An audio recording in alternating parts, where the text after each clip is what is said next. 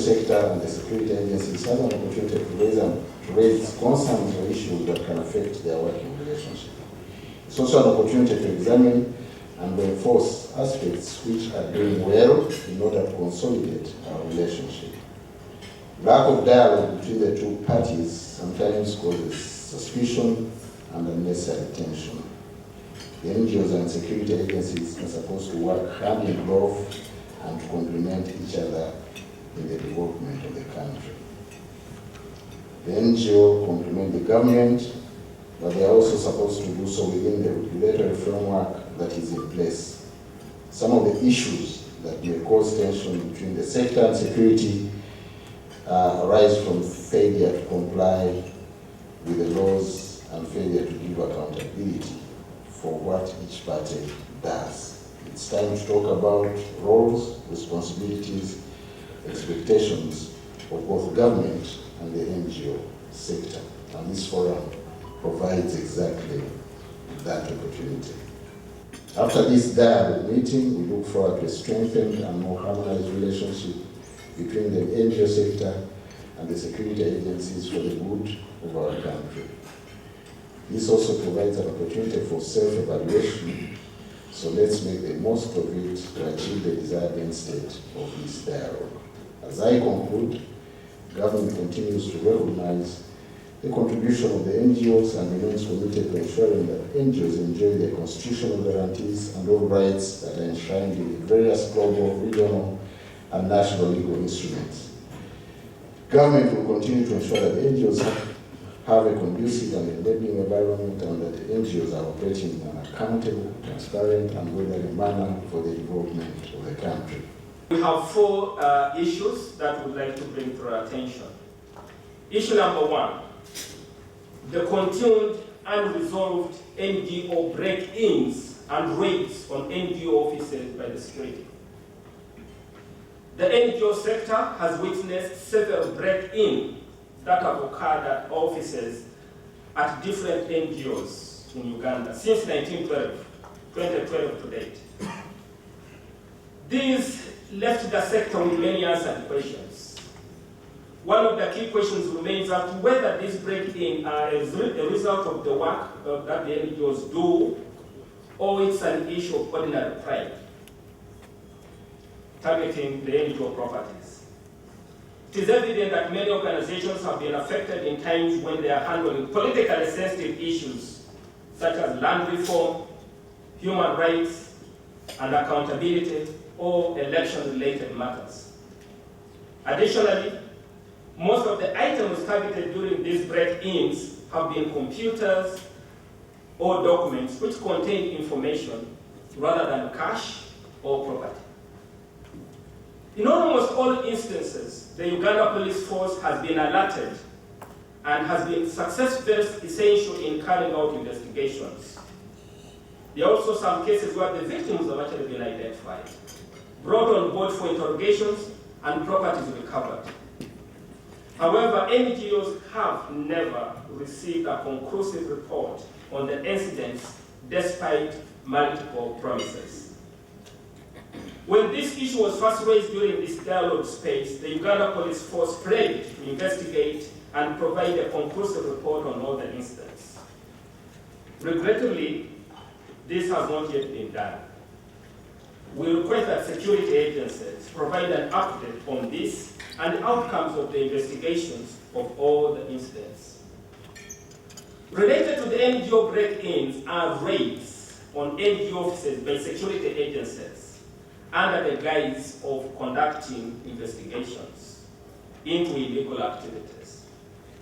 Some of the cases involve about 4 NGOs and other entities like Action Aid Uganda, which is a duly registered NGO, and the Great Lakes Institute for Strategic Studies supports the think tank.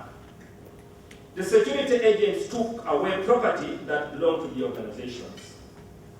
To date, some of these entities have never received a conclusive investigative report, and their properties remain in the custody of the security agencies. While it is possible that the response to this might be, and here we're being a bit speculative, the response could be that investigations are still ongoing.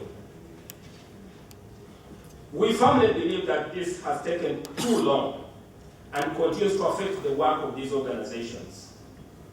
The incomplete investigations have severely impacted the capacity of these organizations to attract funding, making it difficult for the organization to meet their regulatory compliance requirements, such as payment of the statutory deductions, the payee, NSSF contribution, and also negative. And this is the issue of the alleged break-ins and raids on NGOs' offices by security. We want to categorically state that this matter is largely unfounded, that security or government is breaking in and raiding NGO offices.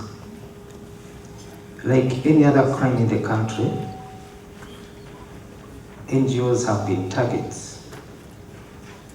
But we should take note that these attacks are not exclusive to NGOs.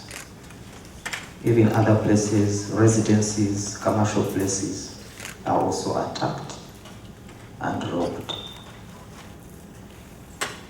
Where such crimes have affected NGOs, we have always said that these cases should be reported.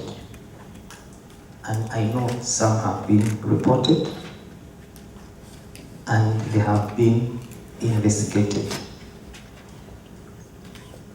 The inquiries that have been made have not established that government is behind these break-ins.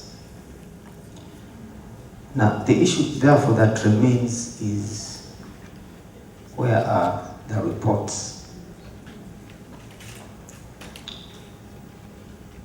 I am aware that several years ago, this was the situation where some NGOs were broken into. And I remember attending a meeting, it wasn't this forum, where this matter was raised. And we said, as police, we need to get the specific references, the specific police station where this matter was reported, and we follow up.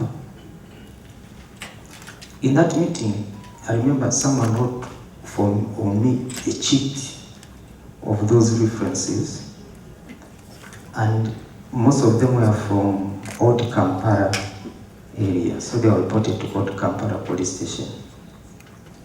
When we went to the police station, we found that indeed it is true, some of these cases were reported, but others were not.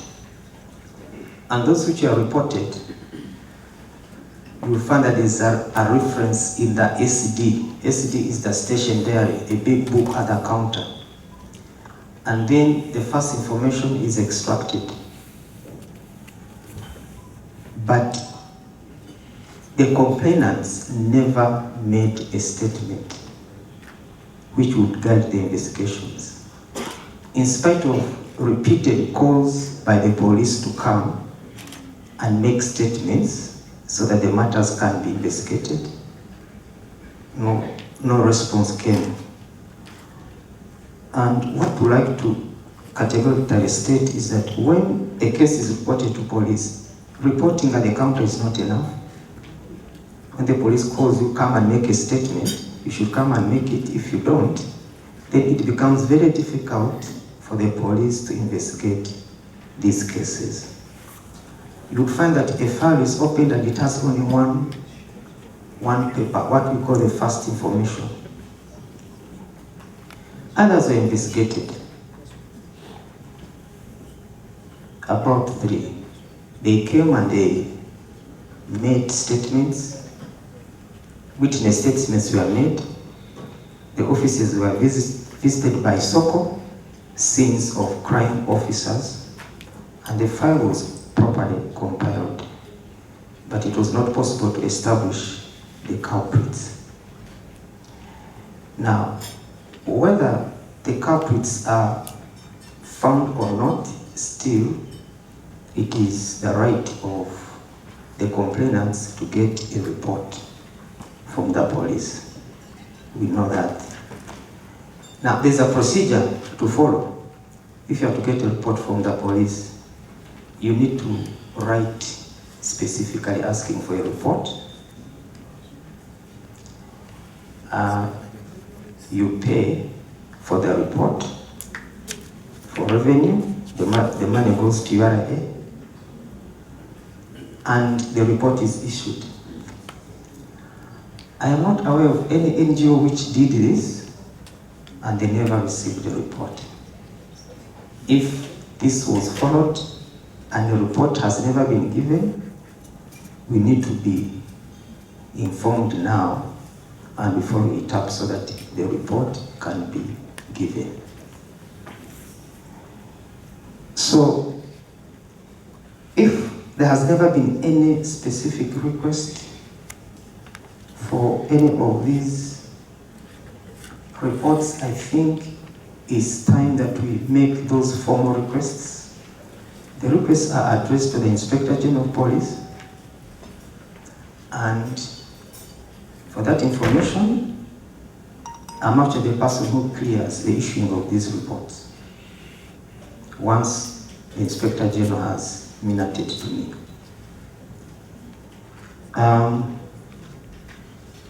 The issue of property which was taken, maybe as exhibits during the investigation, we need to know the exact cases so that we follow up. I have here the Deputy Director of CID. Maybe he may shed more light on that.